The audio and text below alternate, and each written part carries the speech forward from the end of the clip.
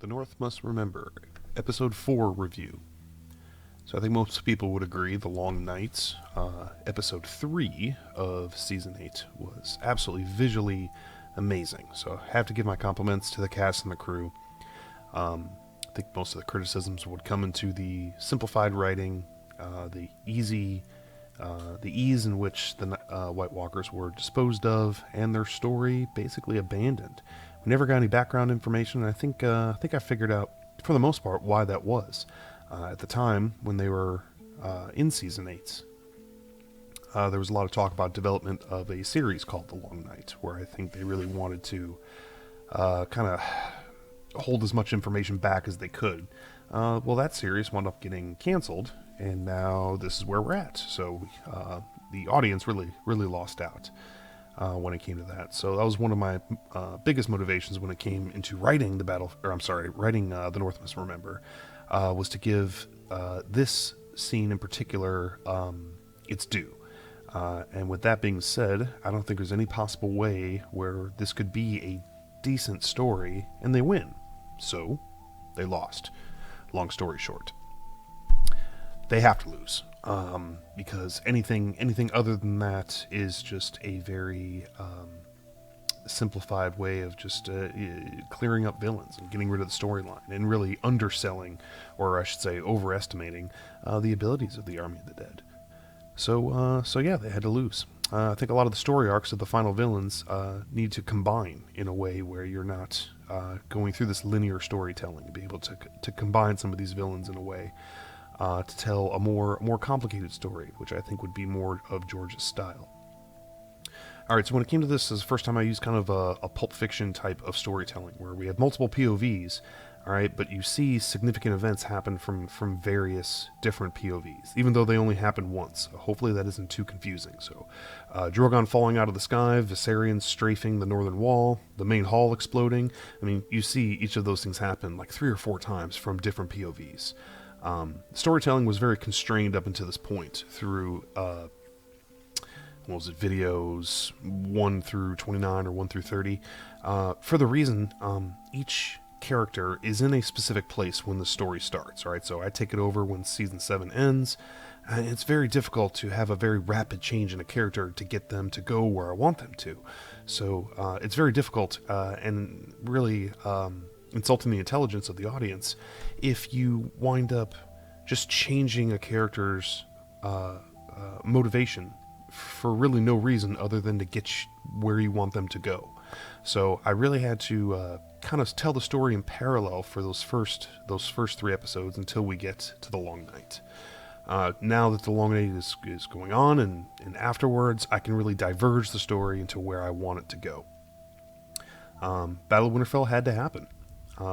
We know the Army of the Dead is marching south, but it's really the outcome that I wanted to change.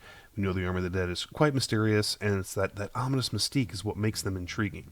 Disposing them in a single battle is just lazy. I can't even. I probably said that 3 or 4 times already, but I'm just trying to reiterate that point. It's just so increasingly frustrating, knowing the budget and the popularity of the show for them to do something like this. Just really frustrating.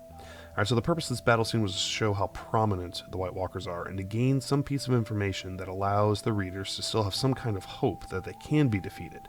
And then they go on a search, or a quest, whatever the hell you want to call it, in order to try to figure out what's the best tactic, because taking them on head-on, the North threw their best punch, and it wasn't nearly as good enough.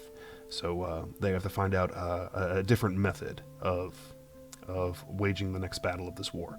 So our characters just can't guess correctly and dispose of them easily. Otherwise, what was even the point of having them in the story in the first place? So in this episode, the first few videos are pretty straightforward, so I'm going to skip ahead a little bit down to video 32. Alright, so Bran has a saddle that keeps him mounted to a horse, so he can warg in and out of that horse and be independently mobile during the battle. Once the Night King splits Winterfell, that's when Bran finally decides to get involved. Now, from a writing standpoint, Bran is very difficult to write. There's no clear rules on what he can or cannot do. So to counter this, I made Bran hesitant to use his ability until forced to do something, because everyone knows Bran is very ignorant when it comes to his own power. and thus the audience as well. So no matter how you write it, you can sit there and say, well, he could do this, he could do that, he should have done this, he should have done that. There's a million different possibilities. So by making Bran hesitant, it really kind of limits his abilities to be used, simply because, like I said, there's no rules as far as what he can and can't do. So it's very difficult from a writing standpoint, because those rules really are not clearly defined. All right, moving on to video 33. So a little bit of a controversial moment, okay? Night King and Jon have another face-off. But I felt the need to address earlier seasons where the Night King avoids fighting Jon.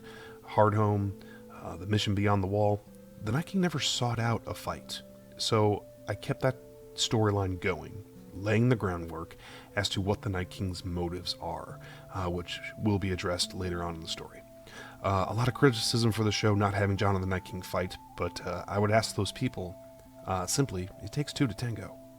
Jon would fight, but maybe the Night King doesn't want to, and that would reveal some motives behind him. Why would he not want to fight Jon, and why Jon specifically? So, just more things to be revealed in time. All right, moving on, video number 34. Arya and Theon fight the dead to protect Bran, Theon having to amputate Bran's leg. Naturally, he would be reluctant to, because he already feels like he owes a debt to Bran, but it pretty much takes Bran begging him to convince Theon to do it. It was really quite an emotional scene, and one that I just absolutely loved writing.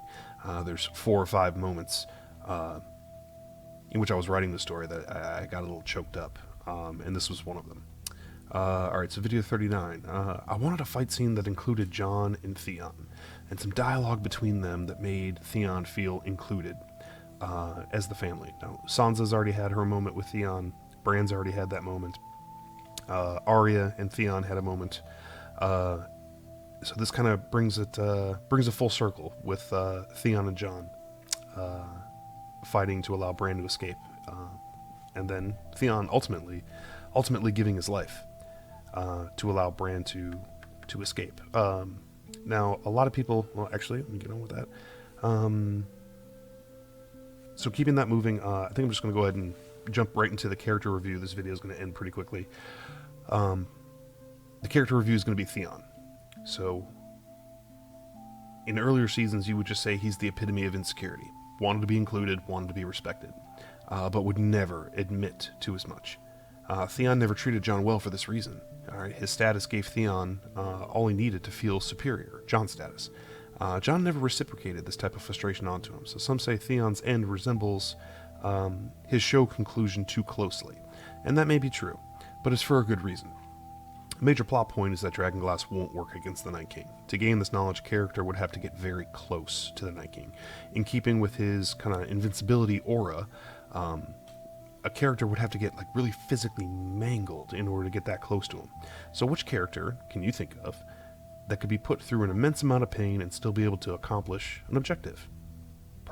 Probably the character that has endured the most physical pain, which makes Theon, in my opinion, the most obvious choice.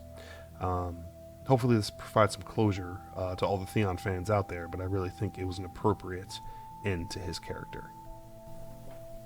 Alright, so there's not too much else I want to mention about The Long Night. It's pretty self-explanatory.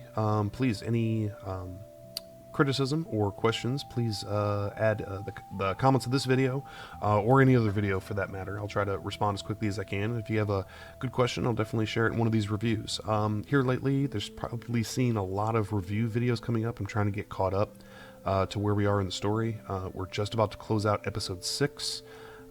As far as uploads go, and episodes 7 and 8 is where we really start to get some resolution to the story. So hopefully all of you are enjoying it. Again, please like, comment, subscribe. I refuse to ask during the story itself, simply because I don't want to take you out of that moment, out of that storytelling mode by running a request for any of those things. So again, please feel free to comment, ask questions, criticize, and I will see you guys again here very soon when we do our episode 5 review. Take care.